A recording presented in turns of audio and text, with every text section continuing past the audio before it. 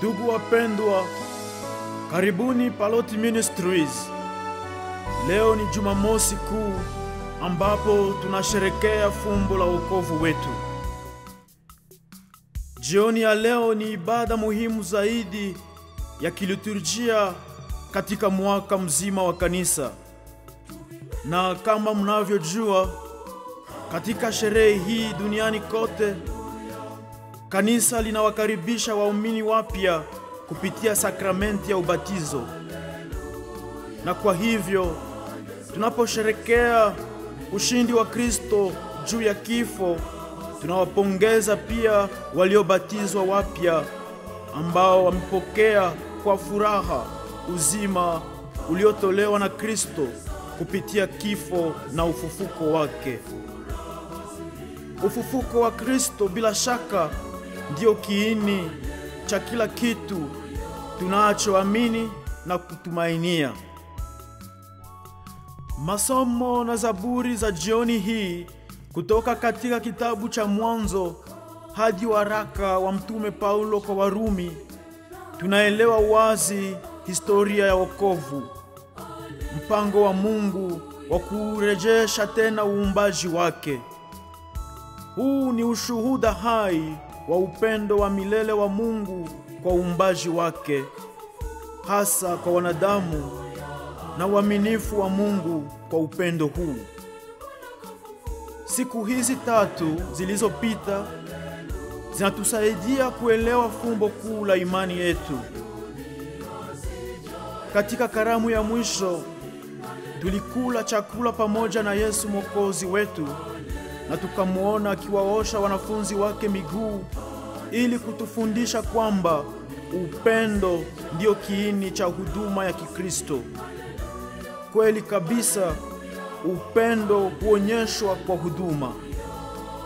Pasipo huduma hakuna upendo, na upendo usio na huduma ni mtupu, na huduma isiyo na upendo ni utumwa.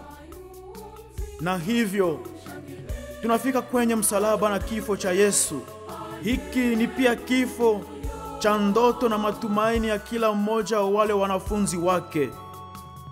Kila mtu alikimbia mbele ya uso wa Yesu alipokuwa anakufa msalabani, na huku Yesu akisema, Baba, uwasamehe kwa maana hawajui walitendalo. Hii ndiyo huduma yake ya mwisho hapo Kalvario. Alitoa kila kitu na hatimaye akamwomba Baba yake atusamehe sote. Leo tunatangaza ufufuko.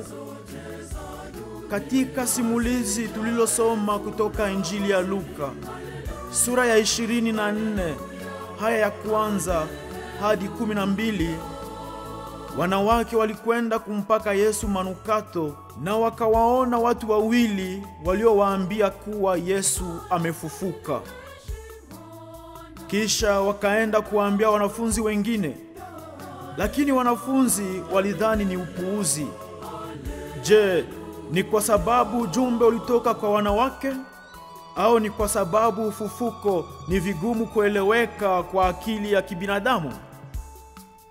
Kwa wanafunzi, huo ulikuwa wakati mgumu na wa kutisha sana. Yesu, Bwana na mwalimu wao, amesulubiwa. Kumbukumbu na aibu ya kwamba walimkimbia wakimwacha Yesu miongoni mwa maadui zake ateseke na kufa peke yake viko bado akilini mwao. Hata hivyo, polepole wanaanza kutambua kuwa tangazo la malaika na la wanawake kuwa Yesu amefufuka lilikuwa la kweli. Na hivyo, hatupaswi tu kutangaza kwa midomo kuwa amefufuka, bali tunapaswa kutangaza huu ufufuko kwa nguvu na kwa imani. Kutangaza ni kufanya hivyo kwa moyo wetu wote, roho yetu yote, na kwa imani ya dhati. Hivi ndivyo wanafunzi walivyofanya katika siku ya Pentekoste, na kanisa linaendelea na tangazo hili hadi sasa tunapozungumza. Leo hatusherekei tu Yesu kufufuka kutoka kwa wafu na kurudi mbinguni alikotoka. Tunasherekea jambo la zaidi. Na jambo hilo ni kwamba Yesu amekuja kukaa nasi, kushiriki maisha yetu, sio kutufundisha tu namna ya kufa na kuondoka, bali kutufundisha namna ya kuishi na kupendana katika dunia hii yenye huzuni na uchovu. Yesu anajua maumivu yetu na huzuni zetu, haja yetu ya kupenda na kupendwa, ya kushirikiana na kuwajali wengine kama yeye mwenyewe anavyotujali daima. Yesu ameahidi kuwa pamoja nasi daima na hatutakuwa peke yetu tena. Hii ndiyo sura ya tumaini letu la Kikristo. Tukae hai ndani yake kama yeye anavyoishi ndani yetu. Kristo amefufuka, yu hai. Haleluya, haleluya. Haleluya.